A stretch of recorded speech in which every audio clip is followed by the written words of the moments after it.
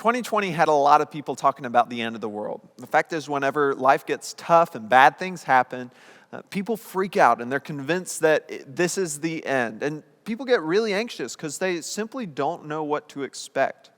Well, in Matthew 24, Jesus tells his disciples exactly what to expect as they approach significant moments of judgment in history.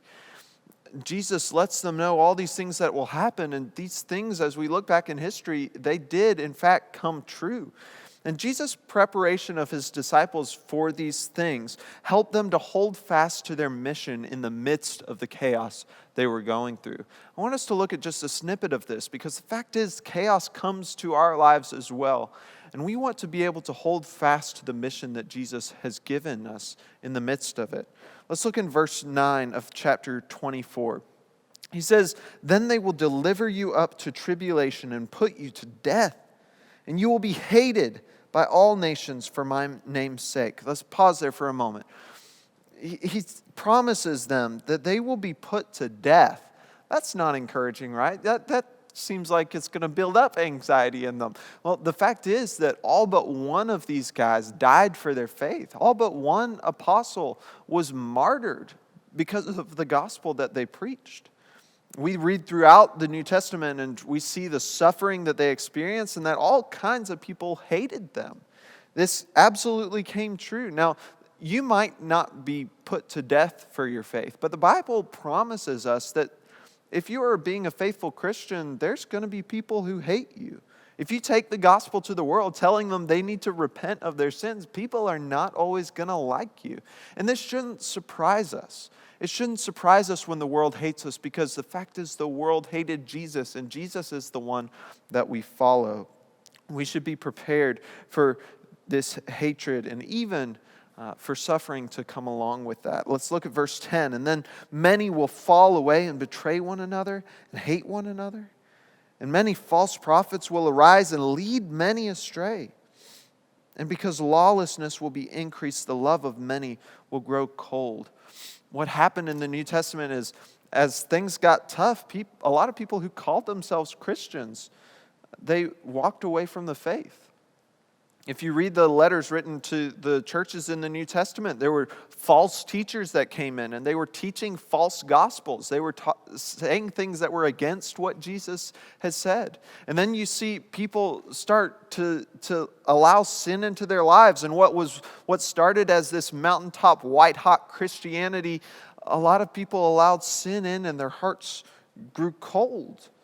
The same things happen now. As it becomes more and more unpopular to be a Christian in America, people are going to start walking away. People will fall away. They will betray each other. They will hate one another. There's all kinds of false teachers already teaching false doctrines about the Bible all over the place.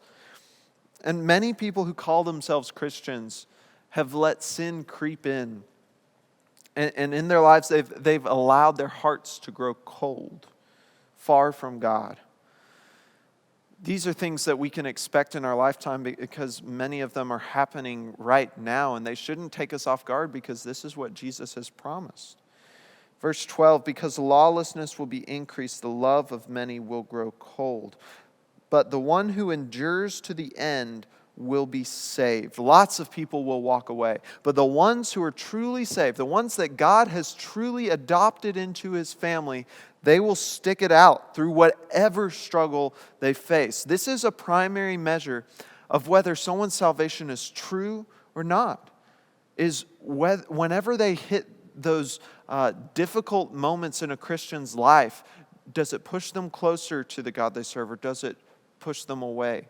I would ask you about that in your life. Are you drawn to God in the difficult parts of life? Or do you find yourself pulled away from him? Ask those things of yourself. Verse 14, "And this gospel of the kingdom will be proclaimed throughout the whole world as a testimony to all nations, and then the end will come." Jesus tells his followers how they should be using their time as all this happens, as the suffering, as the people walking away, the false teachers, all of it. They should be proclaiming the gospel all over the world. Before the end comes, the gospel must go to the ends of the earth. And we are given the same mission now. If we look in the New Testament, we see the disciples went all over their known earth and proclaimed the gospel. That was fulfilled, and yet we know that there are so many parts of the world that have never heard the gospel now. We are called in the midst of the chaos, in the midst of the difficulty and struggle, to go forward with the gospel and to take it to the world. And then the end will come.